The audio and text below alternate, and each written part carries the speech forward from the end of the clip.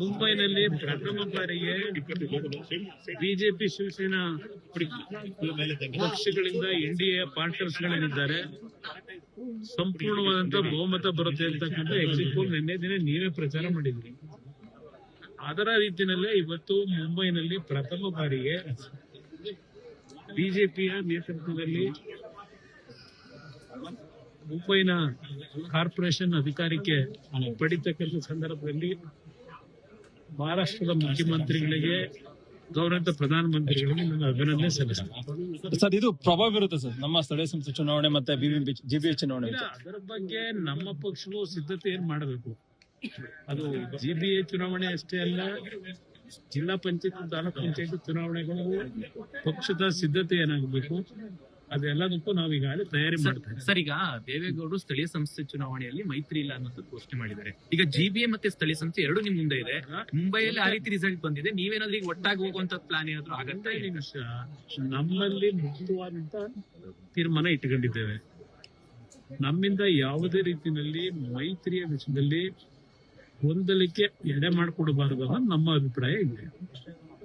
ಮುಂದಿನ ದಿನಗಳು ಯಾವ ತರ ಒಂದು ರಾಜಕೀಯದ ಬೆಳವಣಿಗೆ, ಸ್ಥಳೀಯ ಸಂಸ್ಥೆಗಳ ಬಗ್ಗೆ ಸ್ಥಳೀಯವಾಗಿ ನಮ್ಮ ಬಿಜೆಪಿ ನಾಯಕರುಗಳ ತೀರ್ಮಾನಗಳೇನಿದೆ ಇದೆಲ್ಲವನ್ನ ನೋಡ್ಕೊಂಡು ತೀರ್ಮಾನ ಮಾಡಬೇಕಲ್ಲ. ಇಲ್ಲಿ ಉದ್ದೇಶ ನಮಗಿರ್ತಕ್ಕಂಥ ನನ್ನ ಉದ್ದೇಶ, ನಮ್ಮ ಪಕ್ಷದ ಉದ್ದೇಶ ಕಾಂಗ್ರೆಸ್ನ ದುರಾಡಳಿತ ಈ ರಾಜ್ಯದಿಂದ ಹೋಗಬೇಕು. ಅದಕ್ಕೆ ನಾವು ತಯಾರಾಗಿದ್ದೇವೆ. ಆ ವಿಷಯದಲ್ಲಿ ಎಲ್ಲಾ ರೀತಿ ಮುಕ್ತವಾದಂತ ಅವಕಾಶ ಇಟ್ಕೊಂಡಿದ್ದೇವೆ.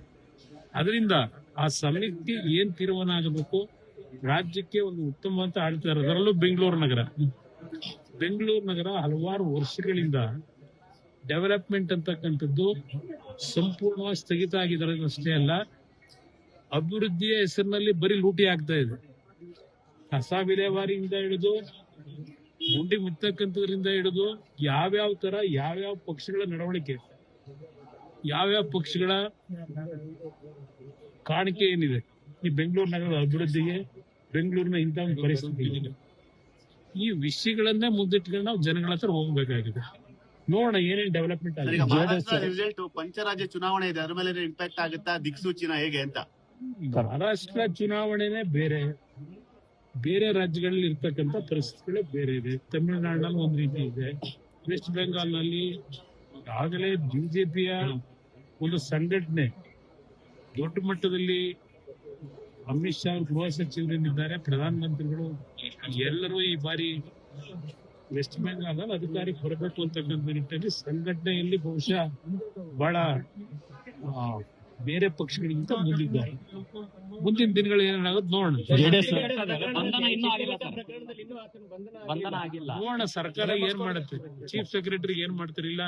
ಚೀಫ್ ಸೆಕ್ರೆಟರಿನೂ ಏನಾದ್ರು ಈ ಸರ್ಕಾರದಲ್ಲಿ ಹೆಬ್ಬೆಟ್ಟಿನ ಚೀಫ್ ಸೆಕ್ರೆಟರಿನೋ ಇಲ್ಲ ಅವರ ಅಧಿಕಾರಿಗಳಿಗೆ ರಕ್ಷಣೆ ಕೊಡ್ತಕ್ಕಂಥ ಚೀಫ್ ಸೆಕ್ರೆಟರಿನೋ ನಾನೇ ಪರ್ಸನಲಿ ಏನ್ ಮಾತಾಡಿದ್ದೇನೆ, ಏನ್ ತೀರ್ಮಾನ ಮಾಡ್ತಾರೋ ನೋಡೋಣ. ಒಂದೆರಡು ದಿವಸ ಕಾಯ್ತಾ ಇದ್ದೇನೆ.